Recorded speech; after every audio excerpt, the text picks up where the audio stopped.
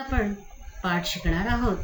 पाठाचे नाव आहे सर्व विश्वची व्हावे सुखी. लेखक आहेत डॉक्टर यशवंत पाठक. परिचय आपण पाहणार आहोत. डॉक्टर यशवंत पाठक हे ललित लेखक व प्राध्यापक, संत साहित्याचे गाढे अभ्यासक, प्राध्यापक म्हणून कार्यरत होते. मराठी संत साहित्य आणि लोकजीवन, लोककला व लोकसंस्कृती या गोष्टींशी असलेल्या आंतरिक जिव्हाळ्यातून डॉक्टर पाठक यांचे सर्व लेखन निर्माण झाले. नाचू कीर्तनाचे रंगी, ब्रह्मगिरीची सावली, मातीचं देणं हे ललित लेखसंग्रह, नक्षत्रांची नाती हे व्यक्तिचित्र, स्पंदने श्री समर्थांची, तुकारामांचे अभंग, निरंजनाचे माहेर ही समीक्षात्मक पुस्तके, आभाळाचे अनुष्ठान हा कथासंग्रह इत्यादी पुस्तके प्रसिद्ध आहेत. थोडक्यात काय?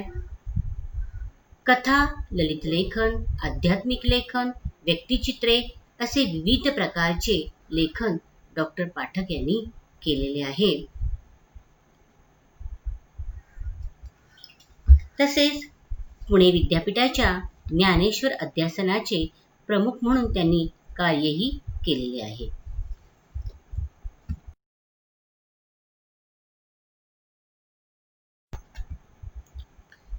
पाठाचा परिचय विद्यार्थी मित्रांनो आपण थोडक्यात पाहणार आहोत. हे विश्वची माझे घर या संत ज्ञानेश्वरांच्या वचनाचा प्रत्यय आज तंत्रयुगात आपण घेत आहोत.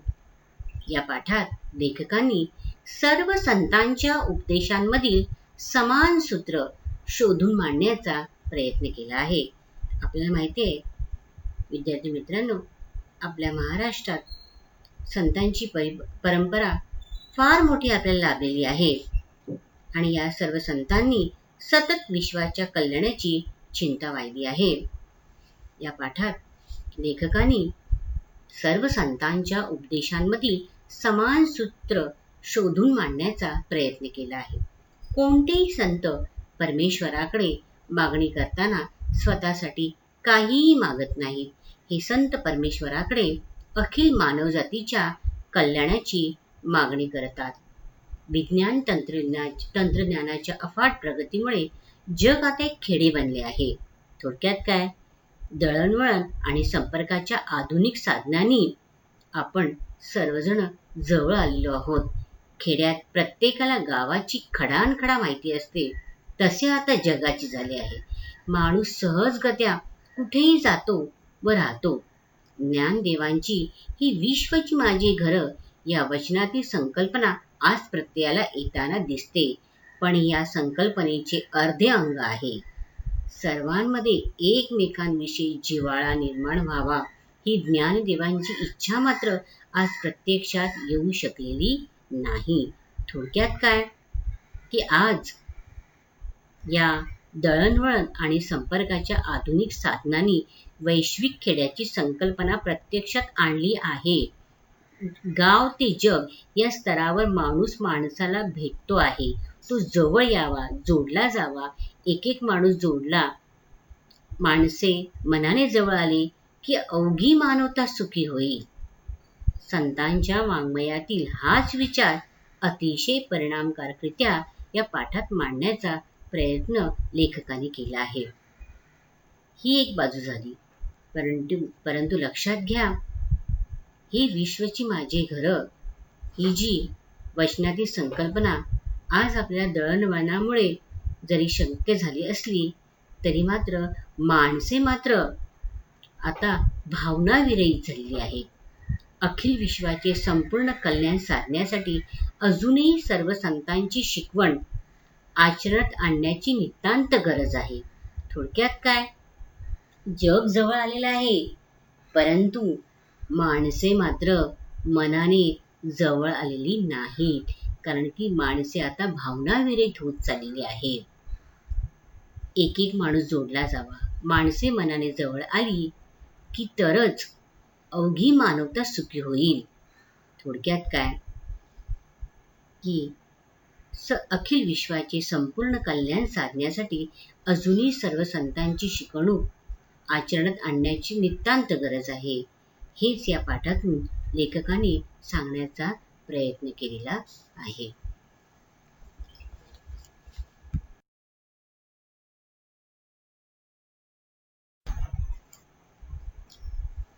आता आपण पाठाला सुरुवात करत आहोत. महाराष्ट्र ही संतांची भूमी आहे. संत म्हणजे सत्पुरुष. जगाच्या कल्याणा संतांच्या विभूती, देह कष्टविती परोपकारे, ही संतांची खरी भूमिका आहे.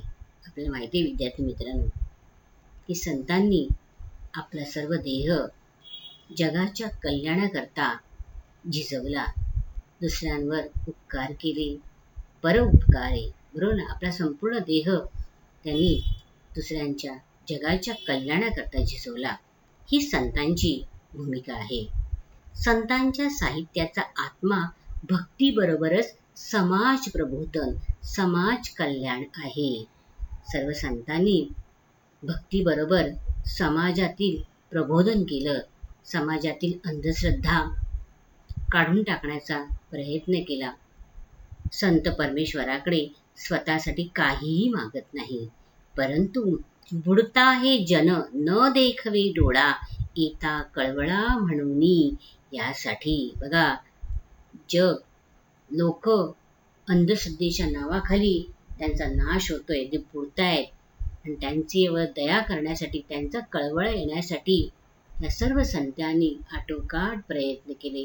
आपल्या भजनातून, कीर्तनातून त्यांनी हेच सांगण्याचा प्रयत्न केला की यासाठी श्री चक्रधर स्वामी, संत ज्ञानेश्वर, संत नामदेव, संत तुकाराम, वारकरी संप्रदायातील सर्व संत, संत कबीर, गुरु नानक, संत महात्मा बसवेश्वर अशा सर्व संतांनी आपल्या साहित्यातून विश्व कल्याणासाठी परमेश्वराकडे, गुरुकडे साकडे घातले आहे.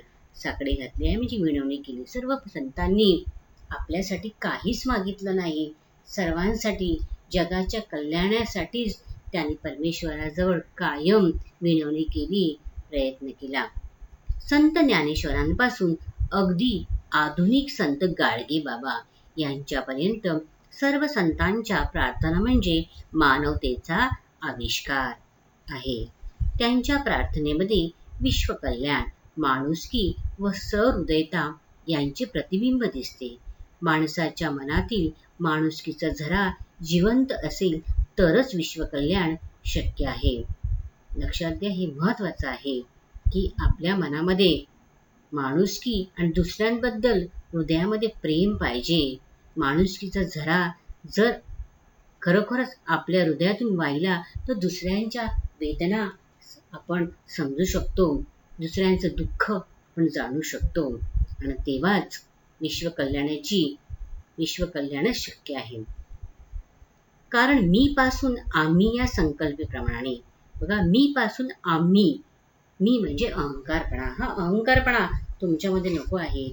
मी आहे म्हणून सर्व आहे, मी सर्व केलं, हा मीपणा, अहंकारपणा जेव्हा आपल्यातून गळून पडेल, आणि तो गळून पडल्यानंतर आम्ही, आपण सर्व एकच आहोत, ही संकल्पना जेव्हा खऱ्या अर्थाने तुमच्या हृदयातून, तुमच्या आचरणातून जेव्हा येईल, तेव्हाच तुमच्या मनामध्ये हे विश्वची घरं, म्हणजे हे संपूर्ण विश्व हे माझं घर आहे, हे माझं कुटुंब आहे, ही भावना निर्माण होईल. थोडक्यात काय, वसुधैव कुटुंबकम या संकल्पना संतांच्या साहित्यातून प्रकट झाल्या आहेत. सर्व संतांच्या प्रार्थनेतील साधर्म्याचा धागा विश्वकल्याण याचा परिचय या पाठातून आपण करून घेऊया.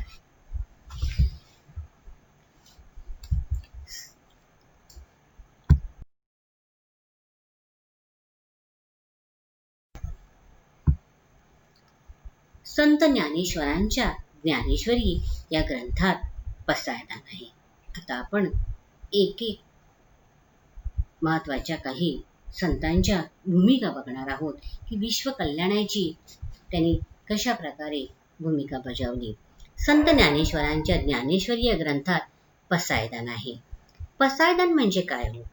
पसायदान म्हणजे मानवाच्या कल्याणासाठी विश्वात्मक देवाला केलेली प्रार्थना. पसायदान म्हणजे संत ज्ञानेश्वरांनी संपूर्ण मानवजातीच्या कल्याणासाठी विश्वात्मक देवाजवळ केलेली प्रार्थना आहे. आपली वैयक्तिक इच्छा पूर्ण व्हावी म्हणून आपण नेहमीच प्रार्थना करतो. बघा, आपण प्रार्थना करतो परमेश्वराजवळ, तेव्हा काय मागतो? मी पास होऊन दे, माझं कुटुंबाचं कल्याण होऊन दे, बरोबर आहे की नाही? परंतु संतांच्या प्रार्थनेमध्ये मात्र संपूर्ण मानवाच्या कल्याणासाठी केलेली प्रार्थना होती. अशी प्रार्थना आपल्यापुरतीच मर्यादित असते. थोडक्यात काय, आपण जेव्हा प्रार्थना करतो ती प्रार्थना आपल्या कल्याणापुरतीच आपल्यापुरतीच मर्यादित असते. परंतु संत ज्ञानेश्वरांनी विश्वात्मक देवाला सारे जग सुखी करण्याची विनंती केली. संत ज्ञानेश्वरी हा ग्रंथ सांगून पूर्ण करण्याच्या तयारीत होते, तेव्हा संत निवृत्तीनाथ त्यांचे मोठे बंधू त्यांना म्हणाले, आपण ग्रंथ पूर्ण करत आला आहात तेव्हा सगळ्यांसाठी देवाजवळ काहीतरी मागा. यावर संत ज्ञानेश्वर म्हणाले, मी देवापाशी आधी मागितली आहे, ते म्हणजे देवाने आम्हा सर्वांना चांगली बुद्धी द्यावी. संत निवृत्तीनाथ म्हणाले, ग्रंथाचा समारोप करताना प्रार्थना येणे आवश्यक आहे. तुम्ही सुरुवातीला मंगलाचरणात जे म्हटले आहे ते आता विस्ताराने सांगा. यातून मग पसायदान निर्माण झाले. लक्षात घ्या, पसायदान कसं निर्माण झालं. संत ज्ञानेश्वरांनी सांगितलेली ही प्रार्थना मराठी मनाच्या स्मरणात कायम आहे, पसायदानाच्या रूपाने. लक्षात घ्या, पसायदान याचा अर्थ विनम्र मनाने परमेश्वराला हात जोडून केलेली विनंती.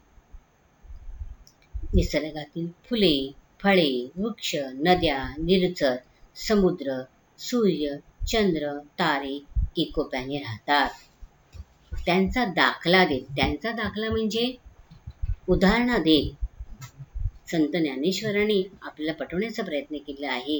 ही निसर्गातले सर्वजण एकोप्याने राहतो, तर आपण सुद्धा जातीभेद का मानतो? जातीभेदाच्या नावाखाली आपण सुद्धा असं न भांडता सर्वांनी एकत्र राहिलं पाहिजे.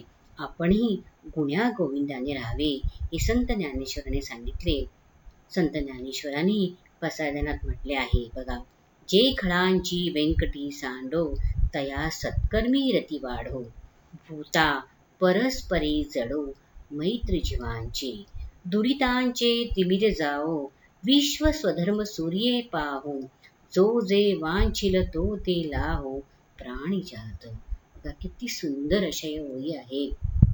या ओळीतील भूत, मैत्र आणि जीव, बघा, भूता परस्परे पडो, मैत्र जीवांचे म्हणजे काय?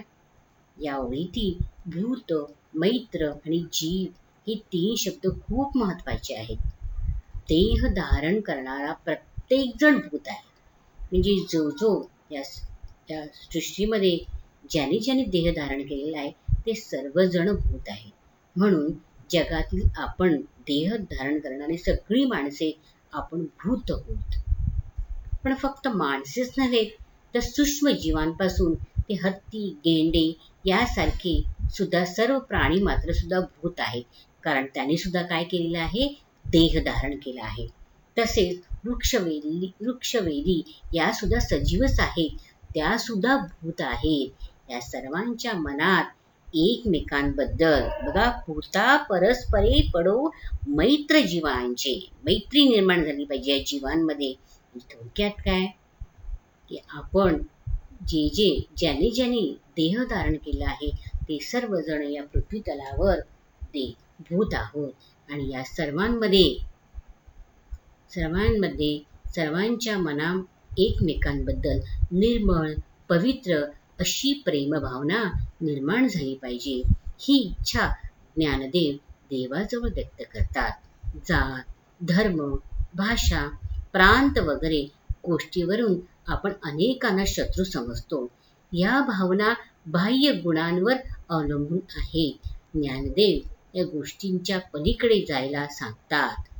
म्हणजे थोडक्यात काय, जात, धर्म, भाषा, प्रांत याच्या पलीकडे जा, हे मानू नका. आणि आपल्यामध्ये सर्वांमध्ये निर्मळ अशी पवित्र अशी प्रेम भावना निर्माण झाली पाहिजे. हीच भावना, हीच इच्छा ज्ञानदेव देवाजवळ व्यक्त करतात. ज्ञानदेव या गोष्टींच्या पलीकडे जायला सांगून जात तेव्हा आपण जाऊ, तेव्हाच प्रत्येक जण या विश्वातलं सुखी असेल. नेमकी हीच मागणी ज्ञानदेव विश्वात्मक देवाकडे करीत आहेत.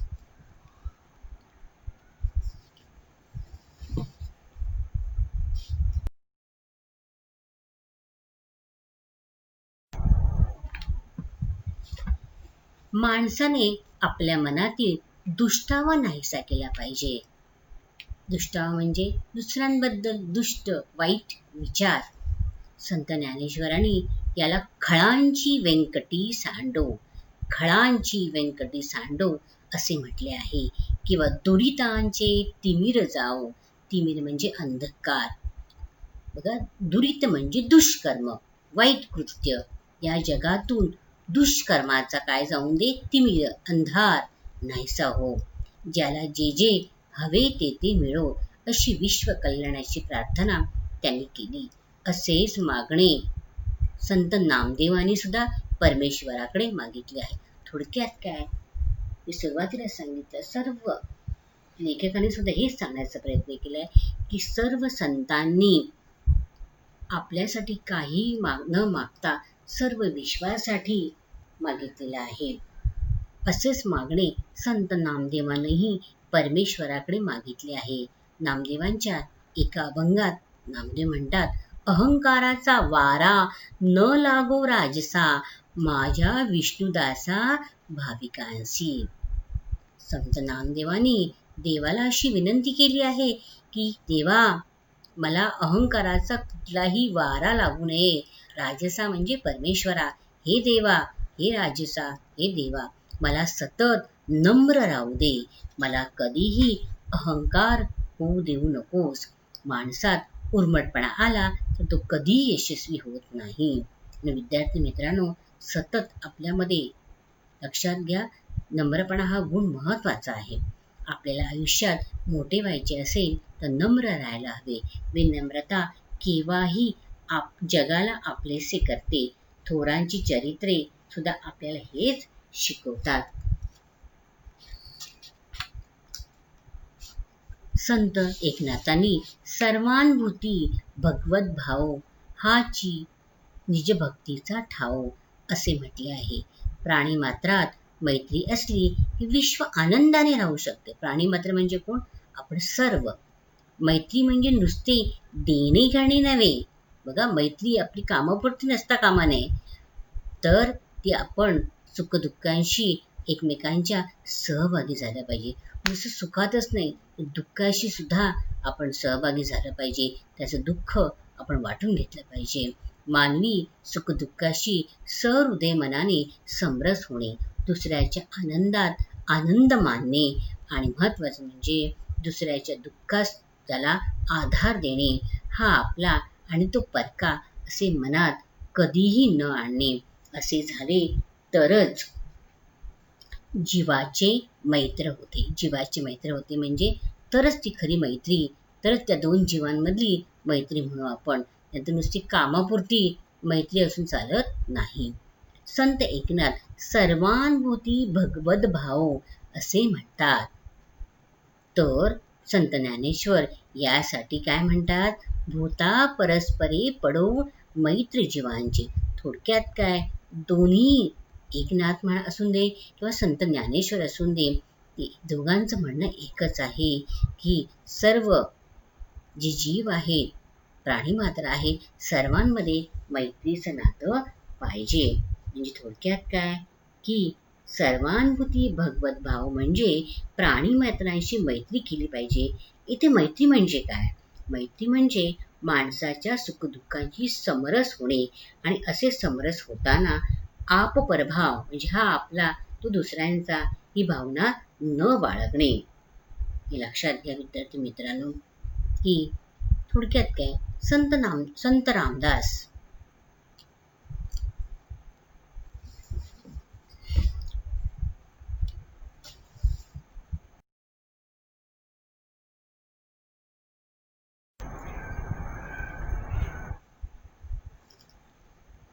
संत तुकारामांनी देवापाशी संत संग देई सदा.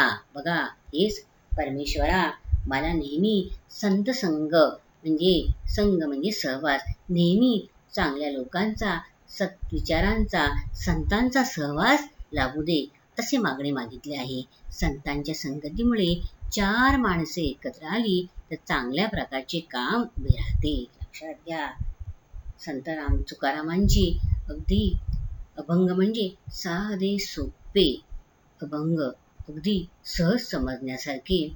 संत संग देई सदा, संतांची संगती, आणि म्हणून संगती खूप महत्वाची असते. चांगल्या संगतीमुळे चांगले आपले कार्य आपल्या हातून होते. परस्पर सहकार्यातूनच मानवी जीवनाचे कल्याण होते. त्यासाठी संत तुकाराम महाराज सांगतात, एक एका सहाय्य करू अवघे धरू सुपंथ. म्हणजे एकमेकांच्या सहकार्याने चांगले काम होते आणि आपला चांगला मार्ग स्वीकारतो, चांगल्या मार्गाने आपण लागतो. संत स्वतःसाठी काहीही मागत नाही, जगाच्या कल्याणासाठीच ते प्रार्थना करत असतात. संत रामदास यांनीही विश्व कल्याणासाठी प्रार्थना केली आहे. संत रामदास स्वतःला रामाचा दास मानवायचे आणि म्हणून आपण त्यांना संत रामदास असं म्हणतो. संत रामदास यांनीही विश्व कल्याणाची प्रार्थना केली आहे. कल्याण करी देवराया, जनहित विवरी, तळमळ तळमळ होतची आहे, हे जन हाती धरी. संत रामदास यांना जनहिताची, जन म्हणजे काय, लोक, जन म्हणजे लोक, लोकांच्या हिताची तळमळ वाटते आणि म्हणून ते देवरायाला सांगतात, हे देवराया कल्याण कर.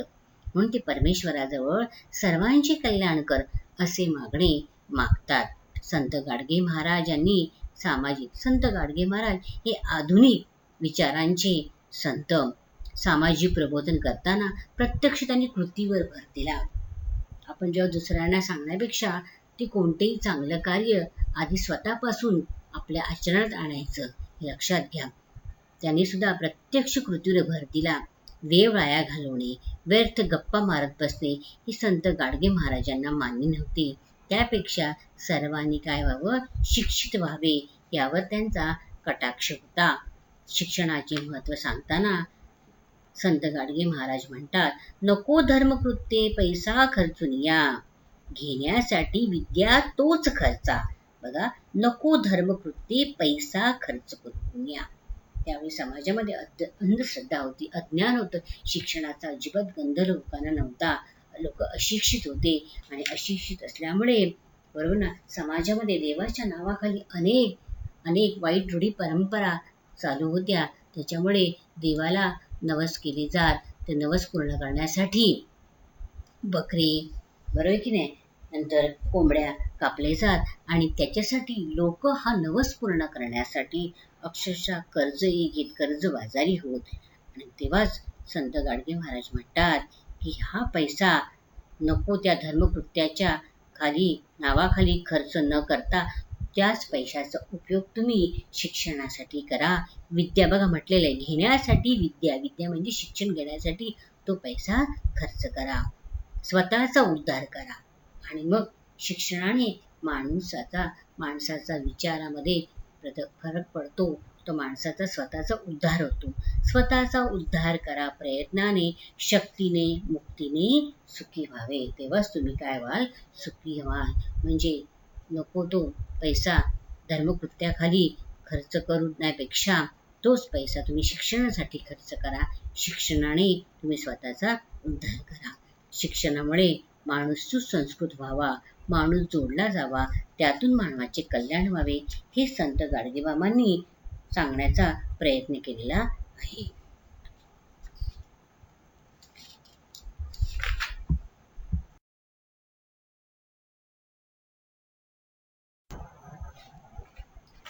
संत तुकडोजी महाराजांनी आपल्या ग्रामगीतेत स्वच्छतेचे महत्त्व सांगितले. आपले गाव हे देवाचे मंदिर आहे. बघा, संत तुकडोजी महाराजांनी स्वच्छतेबद्दल अधिक महत्त्व पटवून दिलेलं आहे. आपले गाव हे देवाचे मंदिर आहे. अशा मंदिरात मानव देवमूर्ती सुंदर असे ते म्हणतात. म्हणजे जे गाव स्वच्छ असेल त्या गावातच परमेश्वराचं स्थान असतं. जेथे स्वच्छता असते तेथेच आपण म्हणतो लक्ष्मी वास करत असते, लक्ष्मीचा सहवास आपल्याला मिळतो. समभावाने सेवा केली पाहिजे, अज्ञान नाही सेवावे, यासाठी ज्ञान विज्ञानाची कास धरावी. लक्षात घ्या, ज्ञान विज्ञानाची म्हणजे अंधश्रद्धा न बाळगता विज्ञानाचा मार्ग स्वीकारावा, विज्ञानाची कास धरावी, सर्वांनी ग्रंथ वाचावे, सत्य बोलावे असे तुकडोजी महाराज सांगतात. संत तुकडोजी महाराज अशी प्रार्थना करतात की सर्व विश्वची व्हावे सुखी, ही धर्माची दृष्टी नेटकी, ती आणावी सर्व गावलोकी तरीच लाभ. बघा, सर्व विश्वची व्हावे सुखी. इथे सुद्धा संत तुकडोजी महाराजांनी विश्वासाठी प्रार्थना केली आहे की हे विश्वानी, हे संपूर्ण विश्व सुखी व्हावं. बरोबर की नाही? हे विश्व केव्हा सुखी होईल? ही धर्माची दृष्टी नेटकी, ती आणावी सर्व गावलोकी तरीच लाभ. सर्व संतांनी मागितलेल्या मागणी म्हणजे मानवाच्या कल्याणासाठी आणि प्रगतीसाठी केलेली चिरंजीव प्रार्थना आहे. ती प्रार्थना मानवतेची पूजा करणारी आहे. म्हणजे थोडक्यात काय, सर्व संतांनी मानवाच्या कल्याणासाठी आणि प्रगतीसाठीच परमेश्वराजवळ सर्वांनी प्रार्थना केली. सर्व संतांनी माणसाला महत्त्व दिले, माणूस आदर्श व्हावा, त्याने सुसंस्काराची जोपासना करावी, कोणालाही त्रास देऊ नये, एकोप्याने राहावे. माणूस कधीही एकाकी राहू शकत नाही. म्हणजे मीपणा, अहंकारपणा त्याचा गळून जावा. बरोबर की नाही? त्याला संवादाची नितांत गरज असते. म्हणून माणसाने कोणालाही दुखवता कामा नये. शक्यतो दुसऱ्याच्या उपयोगी पडणे हीच खरी मानवता आहे. संतांनी ही मानवता आवर्जून शिकवली, तशी त्यांनी आचरणातही आणली. हे खूप महत्वाचं आहे. नुसता सर्व संतांनी आपल्या कीर्तनातून, बरोबर की नाही, नुसतं कीर्तनातून फक्त दुसऱ्यांना ज्ञान सांगितलं नाही, ते विचार नुसते मांडले नाही, ते स्वतः त्यांनी ते आचरणातही आणलं. आपल्या प्रत्यक्ष कृतीतून ते समाजाला दाखवून दिलेले आहेत. आजच्या विज्ञान युगात विज्ञान तंत्रज्ञानातील संशोधनामुळे विश्व जवळ आले आहे. संत ज्ञानेश्वरांनी 13व्या शतकात ही विश्वाची माझी घरं ही कल्पना केली होती. याचे प्रत्यंतर आज आपण घेत आहोत. म्हणजे आज आपण अनुभव घेतो आहे. ही विश्वाची माझी घरं म्हणजे ही विश्व, हे जग अत्यंत जवळ आले दळणवळणाच्या साधनामुळे. त्याचा आपण आज अनुभव घेतो आहे. परंतु दुसरी बाजू बघा मांडण्याचा, ते लेखकांनी अतिशय चांगला प्रयत्न केला आहे की आज आपण जगात कुठे जाऊ शकतो, पण संत ज्ञानेश्वरांना अभिप्रेत म्हणजे नेमकं संत ज्ञानेश्वरांना काय सांगायचं आहे, ही विश्वाची माझी घरं या कल्पनेच्या अंतर्गत त्यांना नेमकं सांगायचं काय आहे की माणसांना जोडणारा जिव्हाळा आज मात्र हरवला आहे. माणसं जवळ आलेली आहेत, पण त्यांच्यामधला जिव्हाळा मात्र जवळ आलेला नाहीये, तो हरवलेला आहे. तो जपण्यासाठी मन सुसंस्कृत असायला हवे, नाहीतर राक्षसी वृत्ती निर्माण होते. ती संतांना नको आहे. चांगल्या मनाने निर्माण केलेल्या वृत्ती जगात महत्त्वपूर्ण ठरतात. विज्ञानातील चांगले प्रकल्प समृद्धी आणतात, पण सुंदर मने हे राष्ट्राची श्रीमंती वाढवतात. संतांनी याकडे लक्ष वेधले आहे.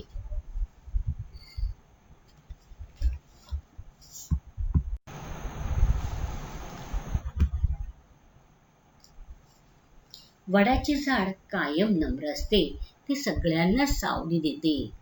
त्याची सावली सर्वांना हवी हवीशी वाटते. झाडे स्वतः ऊन सोसतात, लोकांना सावली देतात. पर्वताच्या कुशीत जन्मलेल्या नद्या मोकळ्या मनाने पुढे वाहतात. बघा, या उदाहरण तुमच्या लक्षात येते की निसर्ग हा मन मोकळेपणाने सर्वांना भरभरून देत असतो. निसर्गामध्ये नैसर्गिक जे साधन संपत्ती, आपण भूगोलामध्ये ज्याला आपण नैसर्गिक साधन संपत्ती म्हणतो, बरोबर की नाही, ती नैसर्गिक साधन संपत्ती कोणताही दुर्जाभाव करत नाही. पर्वत आपल्या जागी स्थिर राहून हे आनंदाने पाहतात. आपण कोणत्याही कामात मन आनंदी ठेवून जर काम केले तर त्याच्यासारखा दुसरा आनंद नसतो. हे जगण्याची खरी सूत्र आहे. स्वतः चांगले जगावे आणि स्वार्थापलीकडे जाऊन दुसऱ्याचाही विचार करावा. लक्षात घ्या, कोणत्याही काम करताना ते चांगलंच केलं पाहिजे. आणि आपण जेव्हा दुसऱ्यांना मदत करतो, ती मदत करण्याच्या मागे स्वार्थी वृत्ती कधीच ठेवू नये. लक्षात घ्या. असे झाले आणि हा प्रत्येकाने जो अहंकार, स्वार्थी वृत्ती जर टाकून दिली तर खरोखरच सुंदर समाज निर्माण होईल. सर्वजण आपण सुखी होईल आणि सर्व संतांनी परमेश्वराजवळ, विश्वात्मक देवाजवळ जी प्रार्थना केली आहे विश्व कल्याणाची, ती खरोखरच साकारली जाईल. हे सर्व संतांचं स्वप्न खरोखरच प्रत्यक्षात आज साकारेल. ही सर्व संतांच्या प्रार्थना करण्यामागील मर्म आहे. थोडक्यात काय विद्यार्थी मित्रांनो, आज आपण या पाठातून नेमकं काय शिकलो, बरोबर की नाही? तुम्ही सर्व संतांनी व्यापक दृष्टिकोन बाळगून लोकांना उपदेश केला.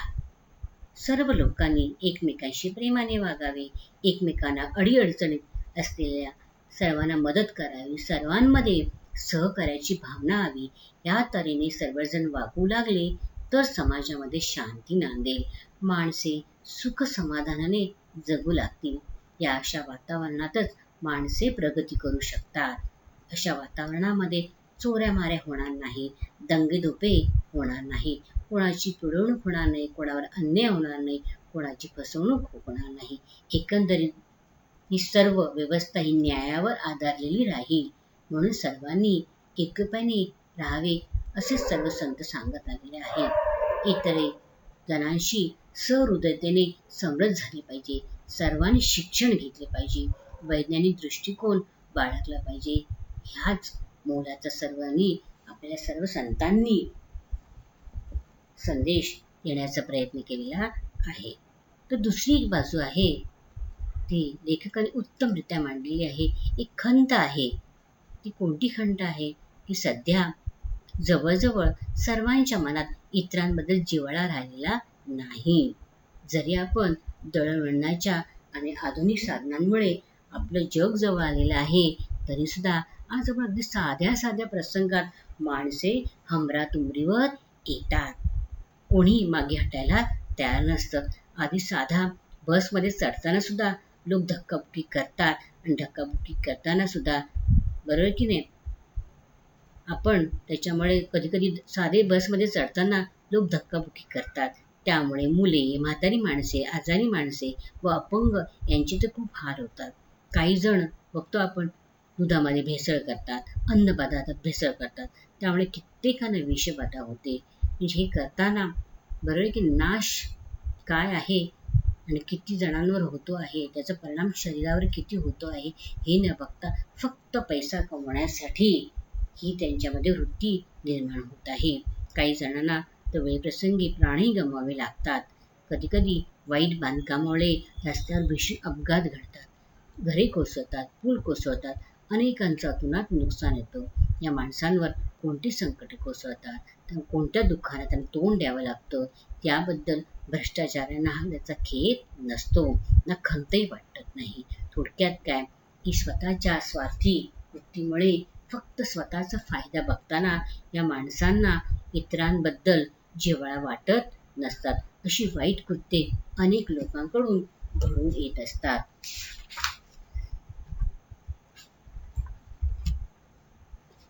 थोडक्यात काय, तर आपण या पाठातून लक्षात घेतलं पाहिजे की स्वतः आपण चांगलं वागून स्वार्थापलीकडे जाऊन दुसऱ्यांचाही विचार केला पाहिजे. तरच आपला सुंदर समाज निर्माण होईल. आपण सर्वजण सुखी होऊ आणि संतांच्या प्रार्थनेला खरोखर अर्थ लाभेल. प्रत्यक्षात ते त्यांचं स्वप्न साकारलं जाईल.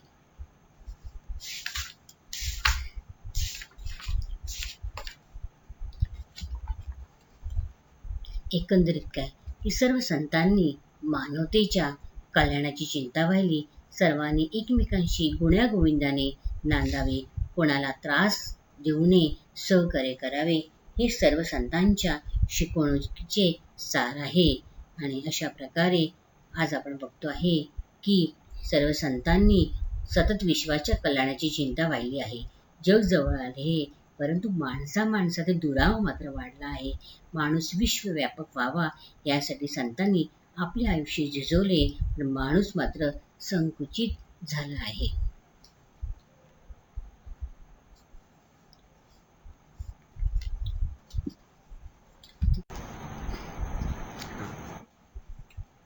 सर्वसामान्य माणसे स्वतःच्या वैयक्तिक कल्याणाची प्रार्थना करतात, परंतु ज्ञानदेवांनी विश्व कल्याणाची प्रार्थना केली. माणसांच्या मनातला दुष्टावा नाहीसा व्हावा, दुष्कर्माचा अंधार नाहीसा व्हावा, सर्व प्राणीमात्रांच्या इच्छा पूर्ण व्हाव्यात, ही आस ज्ञानदेवांनी सतत मनात बाळगली. संत नामदेवांनी अहंकार नष्ट करायला सांगितले. सहृदय मनाने सर्वांशी समरस होण्याची शिकवण संत एकनाथाने दिली. एकमेकांना आधार देत सहकार्य करण्याचा मार्ग संत तुकारामांनी दाखवला. संत रामदासांनी परमेश्वराकडे सर्वांचे कल्याण करण्यासाठी आळवणी केली. संत गाडगे महाराजांनी कृतीवर भर दिला. अंधश्रद्धेचा त्याग करून शिक्षण घ्यायला सांगितले. प्रत्येकाला स्वतःचे जगणेच निर्मळ करायला सांगितले. संत तुकडोजी महाराजांनी समानतेचे तत्व अंगीकारायला सांगितले. अज्ञान दूर करावे, ज्ञान विज्ञानाची कास धरावी, ग्रंथांचे वाचन करावे, ही शिकवण देण्याचा त्यांनी प्रयत्न केला. थोडक्यात काय, सर्व संतांनी मानवतेच्या कल्याणाची चिंता वाहिली. सर्वांनी एकमेकांशी गुण्यागोविंदाने नांदावे, कोणाला त्रास देऊ नये, सहकार्य करावे, हे सर्व संतांच्या शिकवणुकीचे सार आहे.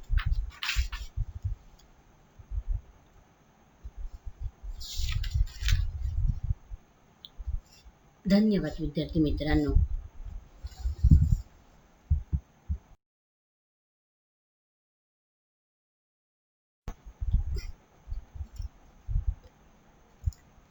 धन्यवाद विद्यार्थी मित्रांनो.